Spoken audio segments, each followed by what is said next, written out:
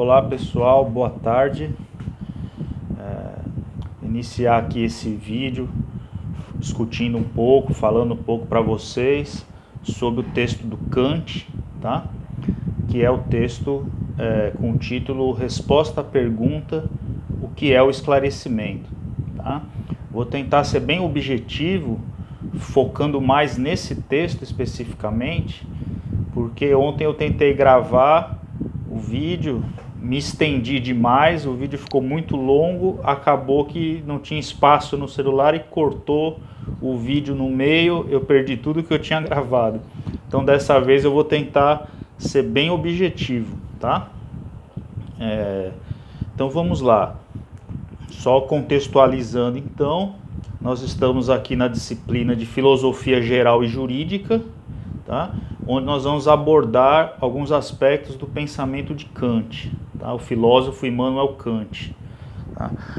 O Kant nasceu em Königsberg, região da Prússia, na época próximo ali à Alemanha, tá? E viveu no século XVIII, tá? Mais precisamente no período ali chamado do Iluminismo, né? O século das luzes. Digamos que o Kant foi um dos precursores aí para o Iluminismo, que influenciou muitas das ideias desse contexto aí da época que ele viveu, tá? Bom, Kant foi um dos grandes nomes da filosofia, um dos grandes filósofos da história da filosofia. Então, apenas para contextualizar o seu pensamento em relação à teoria do conhecimento, ou seja, em relação à epistemologia, tá? Nós podemos conceituar da seguinte forma, e aí eu estou seguindo os comentários do professor Flammarion Tavares Leite, no livro Manual de Filosofia Geral e Jurídica, das origens a Kant, onde ele diz o seguinte: dentro daquela discussão entre o racionalismo e o empirismo, em termos das escolas de conhecimento, o Kant vai se situar dentro de uma posição conciliadora, tá? Ou seja, ele vai admitir o quê? Que o conhecimento ele é o produto, tá, de uma síntese entre a experiência e a razão. Tá? Ambos participam da produção do conhecimento. Tá? Então, quando ele fala da experiência, ele está falando da experiência sensível, né, da observação dos fenômenos, aquilo que pode ser observado, e quando ele fala da razão, ele está se referindo aos conceitos a priori do entendimento. Tá? Então, ele não está falando da razão, por exemplo, no sentido de Platão, do mundo das ideias, por exemplo, não é isso, tá? É o que ele chama de conceitos a priori do entendimento. Ou seja, por exemplo, algumas categorias, né? O conceito de espaço e tempo. Então nós aplicamos esses conceitos, tá? Nos dados da experiência que nós adquirimos através dos sentidos, e a partir daí nós produzimos conhecimento, tá? Bom, então só para situar aí, tá? Quando a gente fala do racionalismo, nós estamos falando, por exemplo, de Platão na Idade Antiga, ou do idealismo alemão em Leibniz, por exemplo, está dentro dessa vertente do racionalismo.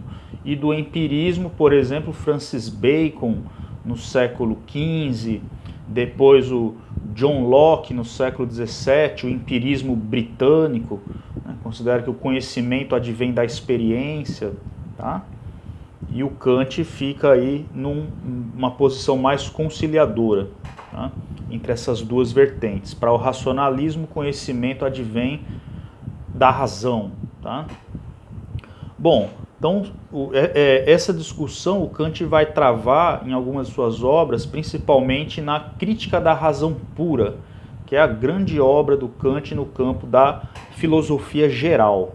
A Crítica da Razão Pura ele vai tratar aí, né, sobre essas questões, esses conceitos a priori do entendimento. Tá? Bom, uma outra vertente da obra do Kant vai ser a sua filosofia prática, tá? Digamos assim, a parte axiológica da sua obra, que ele vai desenvolver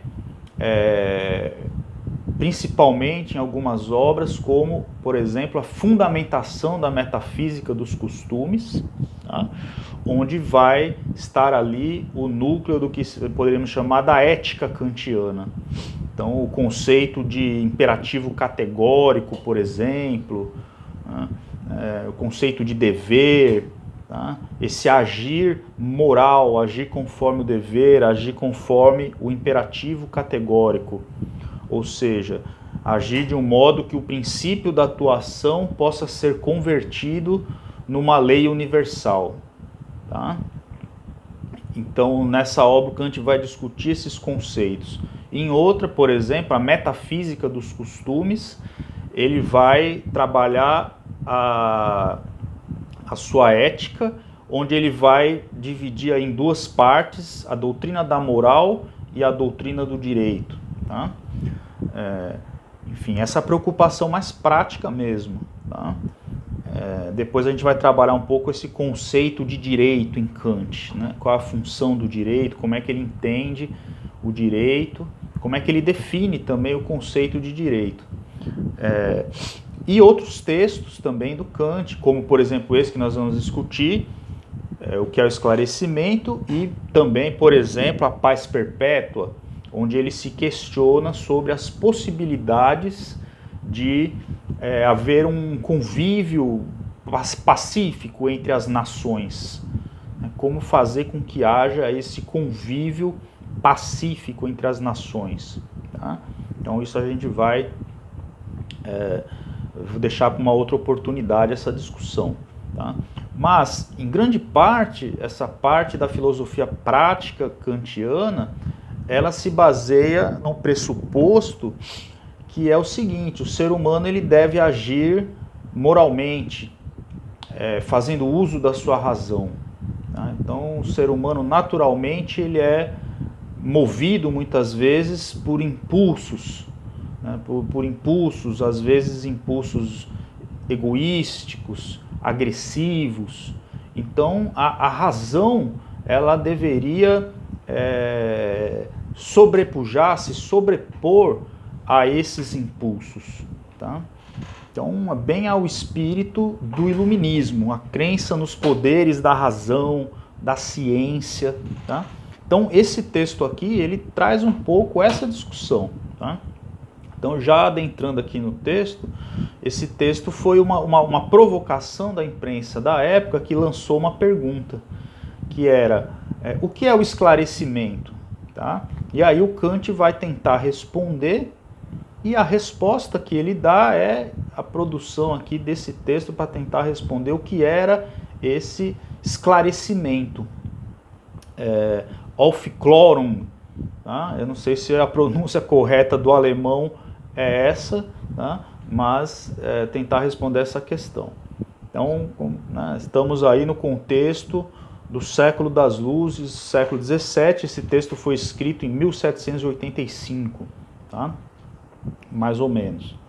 Bom, então o texto ele começa com o Kant trazendo para ele o que é a definição do esclarecimento. Então ele diz aqui: o esclarecimento é a saída do homem de sua menoridade, da qual ele próprio é culpado. Tá? Mas o que é essa menoridade que ele fala? Então ele vai dizer aqui: a menoridade é a incapacidade de fazer uso do seu entendimento sem a direção de outro indivíduo. Tá? Então vejam que a chave para compreender esse conceito é essa noção aí de menoridade. Então o esclarecimento é a saída da menoridade. O que é essa menoridade? Então, para Kant, a menoridade seria uma espécie de tutela mental. Ou seja, onde você precisa de um outro para dar a direção do seu pensamento. Você não consegue desenvolver um pensamento autônomo. Tá? Então, o esclarecimento seria a saída desse estágio e a busca de uma autonomia mental, intelectual. tá? Uma maioridade nesse aspecto intelectual. Tá? Então, e aí o Kant vai desenvolver toda uma argumentação em cima disso, onde ele vai falar que muitas vezes o indivíduo, por preguiça ou comodismo, ele acaba se colocando nessa posição de menoridade. Tá?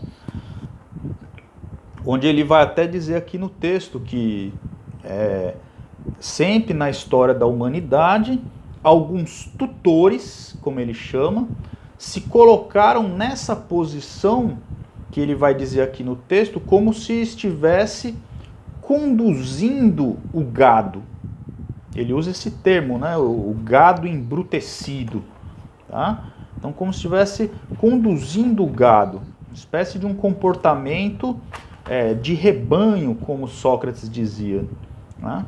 Então, como se esses tutores incutissem nas pessoas a ideia de que é muito perigoso pensar por si próprias. Tá? Então veja só, o que o Kant está contrapondo a isso? O lema do esclarecimento na época era sapere aude, né? Ousar saber, ter coragem de fazer uso do seu entendimento. Tá? Então, na visão do Kant e de outros filósofos da Ilustração, é muito importante que possam surgir esses indivíduos capazes de pensamento próprio, porque são eles que irão questionar os paradigmas vigentes numa determinada época, que vão fazer esse questionamento. Tá? Nós poderíamos trazer como exemplo aqui Galileu, né, um dos responsáveis aí pela revolução científica que vai ocorrer no século XVI, se eu não me engano, né, Copérnico também, que vão desafiar os paradigmas da época. Por exemplo, no caso de Galileu, quando ele vai dizer que a Terra não era imóvel, ela se move. Tá? Então ele foi perseguido pela Igreja Católica, foi forçado a desmentir o que ele havia dito, mas no final ele reafirma, ele diz, no entanto ela se move. Quer dizer, ia contra todo o paradigma da astronomia da época, que era um modelo aristotélico de que a Terra era imóvel e que a Terra era o centro do universo, que Copérnico vai questionar com a teoria do heliocentrismo. Então veja, para que a ciência avança, né, para que o público possa chegar ao esclarecimento, é necessário que apareçam esses indivíduos aí. Ele diz mais, os preceitos e fórmulas, muitas vezes, né, são instrumentos mecânicos, né, do pensamento racional. Depois ele vai falar a questão dos preconceitos, ou seja, quando você raciocina a partir de preceitos, fórmulas, preconceitos, né, generalizando, por exemplo, o Kant vai dizer que isso pode ser muito perigoso. Tá? Quer dizer, é prejudicial ao esclarecimento, porque funciona como grilhões, como correntes que lhe prendem, muitas vezes as suas crenças costumeiras, a ideias preconcebidas sobre alguma coisa. Tá? Então funciona como correntes mesmo. E também porque os preconceitos, muitas vezes, eles se vingam daqueles que são seus autores. Ele fala, pode ser perigoso plantar preconceitos. Tá? E não deixa de ter uma certa razão. Quer dizer, a atitude preconceituosa, ela pode se tornar perigosa para uma sociedade. Tá? Vamos pensar aí, né, descambar para uma violência, por exemplo, para agressão, enfim. Então essa é uma discussão que depois a gente pode estar travando também aí, os perigos que muitas vezes esses pré-conceitos eles trazem para uma sociedade. Eu não vou me aprofundar muito nessa discussão agora, eu vou focar mais nos conceitos do texto. Então, assim, me perdoem, eu estou com a garganta um pouquinho ruim, então de vez em quando acabar fazendo algum barulho aí.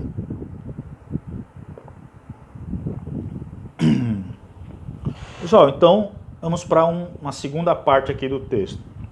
Então, para que o indivíduo possa buscar o esclarecimento, como Kant diz, é necessário que ele saia dessa zona de conforto e busque essa autonomia do pensamento, um pensamento crítico, independente, tá? Mas e para que o esclarecimento ocorra na sociedade? O que é importante que haja? Tá? E aí tem um conceito muito importante, onde a gente já começa a entrar mais na seara do direito, que é quando Kant diz o seguinte: para esse esclarecimento, porém, nada mais se exige senão liberdade. Qual liberdade ele está falando, né? Ele diz: a mais inofensiva entre tudo aquilo que se possa chamar liberdade, a de fazer um uso público de sua razão em todas as questões. Tá? Depois, mais embaixo, ele diz: o uso público de sua razão deve ser sempre livre, e só ele pode realizar o esclarecimento. Então veja só a importância aí, o Kant vai estar trazendo o quê? Para que se realize esse esclarecimento na sociedade, é fundamental o pensamento livre. Ou seja, que as pessoas tenham um direito de fazer um uso público da sua razão de forma livre. O que significa esse uso público da razão? Seria aquela pessoa ter o direito de ir a público, né, e tornar público os seus pensamentos ou a sua opinião sobre qualquer assunto. Se dirigir ao público, como ele diz aqui, o público, né, letrado, mas a gente pode entender o público no geral, e manifestar a sua opinião sobre qualquer assunto. Então, para o Kant, mais do que um direito, isso seria até um dever, por exemplo, daqueles especialistas. Então, você é especialista num determinado assunto. Por exemplo, você é um constitucionalista. E aí você percebe determinadas ações que vão de encontro à Constituição, inconstitucionais. Então você teria o dever de ir a público fazer uma crítica do estado de coisas existentes. Tá? Para quê? Para que a população possa se informar sobre aquilo. Tá? Então vejam que o uso público da razão, ele é muito importante porque ele garante a existência do contraditório, né? A possibilidade da crítica. Tá? Se não há essa possibilidade, por exemplo, nas ditaduras, quando há uma censura, você não pode fazer uma crítica, por exemplo, ao estado de coisas existente. Então, se não houvesse essa liberdade, nós viveríamos naquilo que o filósofo Herbert Marcuse chamou uma sociedade unidimensional, onde todo mundo iria pensar da mesma forma. Tá? Então, é o pensamento livre que vai garantir essa pluralidade de ideias. Tá? Então vejam que o Kant ele faz uma defesa enfática nesse texto aqui sobre o pensamento livre, que é um dos princípios fundamentais das democracias modernas. Né? Um dos preceitos fundamentais aí também da nossa Constituição, da Constituição brasileira. Tá? Ou seja, está lá nos direitos fundamentais. Tá? Então, o pensamento livre, a liberdade de expressão, a liberdade de pensamento. Tá? Então, o Kant faz uma defesa enfática. Depois eu vou comentar mais alguns detalhes desse conceito aí, por exemplo, algumas limitações. Tá? E o Kant ele faz uma diferenciação aí entre o uso público da razão e o uso privado da razão. Tá? Por quê? Porque o uso privado da razão, ele diz, é aquele uso da razão que você faz num determinado cargo que você ocupa, numa determinada função que você ocupa. onde você, nesse caso aí do uso privado, você precisa obedecer a regras. Então você não tem a mesma liberdade que no uso público da razão. Mas o Kant diz, isso não impede o esclarecimento. Por quê? Porque é necessário também que haja o uso privado, que é um uso mais técnico, mais limitado da razão, tá? Para que a máquina possa funcionar, para que a sociedade possa ter um funcionamento. Então, por exemplo, se você é um funcionário público, você deve agir ali no seu trabalho de acordo com as normas da administração pública, obedecendo aqueles princípios da administração pública. Se você é um militar, você tem que obedecer às regras da instituição do exército, por exemplo. Obedecer à hierarquia, a questão da disciplina, porque o próprio funcionamento daquela instituição exige isso. Tá? Imagina se numa guerra, por exemplo, o comandante, o general, ele passa uma ordem dentro de uma determinada estratégia e os soldados desobedecem. Seria o caos, né? Então, esse princípio ele se aplica até ao cidadão comum. Né? Por exemplo, você pode não concordar com os impostos, mas você é obrigado a pagar. Né?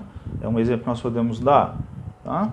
Então, dentro da sua função, do cargo que você ocupa, você precisa obedecer às regras.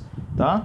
Então, ele diz, o uso privado da razão não impede o esclarecimento, pelo contrário, ele é necessário também para o funcionamento da sociedade, porém ele é mais limitado do que o uso público.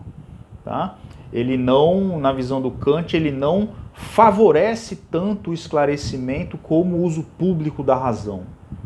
Tá? Então essa é uma diferenciação aí, depois vocês vejam aí no texto, tá? O Kant vai trazer essa questão. Tá aí na página 65, 66, tá? Eu estou utilizando essa edição aqui, que é Immanuel Kant, Textos Seletos, da editora Vozes, a 9ª edição.